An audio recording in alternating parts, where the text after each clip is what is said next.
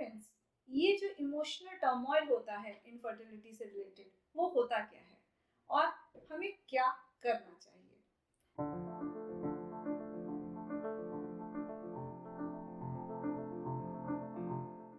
So, talking today about the emotional trauma of coping with infertility.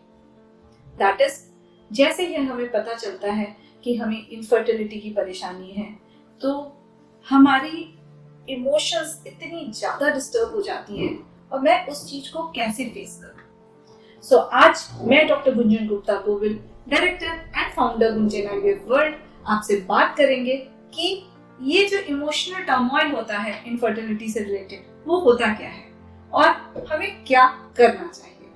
देखिए क्या होता है, नॉर्मल रूटीन में शादी होती है और हमारी सोसाइटी में तो शादी के 1-2 साल में घर है, फैमिली है, जॉइंट फैमिली है, सब लोग पूछना शुरू करते हैं when are you planning.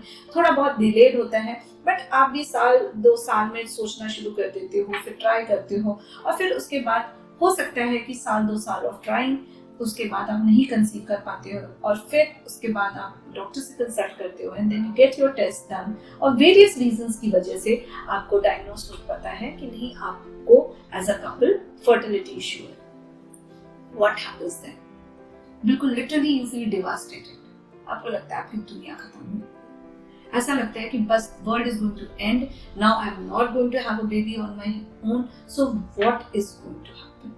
I will not have my any progeny, मेरा कोई आगे बच्चा नहीं होगा, मेरा कोई परिवार नहीं होगा, मेरा कोई जेनेटिक चाइल्ड नहीं होगा। So what happens?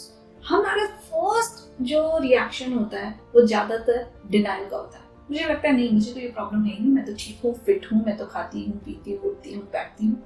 I am not having problem. It is so common. Clinic पे पेशेंट्स आते हैं और सपोज आप सीमेन टेस्ट करवाते हो और उसमें स्पर्म काउंट अगर बहुत लो होता है या जीरो भी होता है, कुछ भी होता है, and we tell, see this news we break in a very subtle manner, try to, because क्या होता है ना, it shakes the person, उसे लगता है नहीं ये रिपोर्ट गलत है, इस सेंटर मुझे गलत बता रहा है। एंड मोस्ट कॉमन रिएक्शन होता है कि वो उस समय थोड़ा नाराज होके चले जाते हैं एंड देन उसके बाद कहीं और से चेक कराते हैं और फिर वही रिपोर्ट होती है, then they come back to us. It is a very very common reaction. So and it is for everybody, even for the female. अगर ट्यूब ब्लॉक बताई जाती है तो it becomes very difficult to जज unless and until कि patient काफी बार try कर चुका होता है, 1-2 साल बीत चुके होते हैं और वो एक्सेप्ट कर चुका होता है कि हाँ कहीं ना कहीं कुछ गड़बड़ है।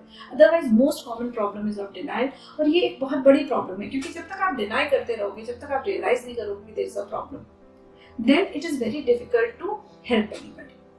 अनदर कॉमन रिएक्शन उसके बाद होता है एंगर। हम गुस्सा हो जाते हैं, हम नाराज हो जाते हैं, वी फील जेलस जिन लोगों के बच्चे होते हैं उनसे, या फिर हम जो है एक दूसरे से, हस्बैंड वाइफ एक दूसरे से नाराज हो जाते हैं, लड़ाइयाँ शुरू हो जाती हैं, we don't trust each other, लड़ाई गुस्सा होते हैं हम डॉक्टर से, आपस में, अपने आप से। अनदर वेरी कॉमन इज हम अपने आप से नाराज, हम अपने आप को पनिश करना शुरू कर देते हैं कि शायद मेरी ही कोई गलती होगी, मैंने ही ऐसे किया, मैंने ही वैसे किया। See all this is not right. We need to cope with the situation and cope in the right manner. ये भी एक सही रिएक्शन नहीं होता है। Another thing that happens is we start bargaining. We start bargaining with whom? We start bargaining with God. भगवान से खूब प्रे, भगवान ये चीज सही कर दो, ये चीज सही कर दो, तो सब सही हो जाएगा। See, it is always good to raise our hands in gratitude in front of God. भगवान के आगे हाथ जोड़ना हमेशा बहुत अच्छी बात होती है। हमेशा धन्यवाद देना चाहिए कि हमें जो जो चीज भगवान ने दी है। बट देखिए प्रॉब्लम सभी की होती है, हमें उस चीज को फेस ही करना पड़ेगा। सो अनदर थिंग क्या होता है, हम हड़बड़ी में जाके झाड़ फूक, क्वैक्स, अनट्रेन्ड पीपल, इन लोग के चक्कर में चले जाते हैं और बहुत समय बर्बाद कर देते हैं और कई बार गलत इलाज भी करवा रहे होते हैं। ये चीजें भी सही नहीं है। अनदर कॉमन रिएक्शन जो होता है another reaction which is not that common is कि हम लाइफस्टाइल चेंजेस करते हैं, which is very very good. अगर हम अपने लाइफस्टाइल को चेंज करते हैं, हम हेल्थियर लाइफस्टाइल लाते हैं, स्ट्रेस कम करते हैं, योगा शुरू करते हैं, डाइट प्रॉपर करते हैं, all this helps. So this is another thing what people do. End of course another reaction which happens is sadness. हम दुखी हो जाते हैं, डिप्रेशन में जाना शुरू कर देते हैं, हमें लगता है कि अब तो कुछ हो ही नहीं सकता, मेरी जिंदगी एंड हो गई। ऐसा नहीं है, भगवान ने आपको इतनी खूबसूरत जिंदगी दी है। आप अगर एक ह्यूमन बीइंग बने हो, एक इंसान बने हो, the most advanced person on this entire mother earth, तो फिर हमें उस चीज को रिस्पेक्ट करना चाहिए. फर्टिलिटी और no fertility is a part of it. So we need to get out of this depression, we need to get out of this sadness and accept the problem. Why? Acceptance is the first step which will lead you to the solution. जिस दिन हम accept कर लेते हैं कि yes, I have a fertility issue, from that day I will start looking for a solution. And that is the first step, because then you will be filled with life, you will be filled with energy, you will be very positive, and you will start looking for the right direction. So it is very important, if you have been diagnosed with fertility, please accept that there is a problem and then proceed ahead.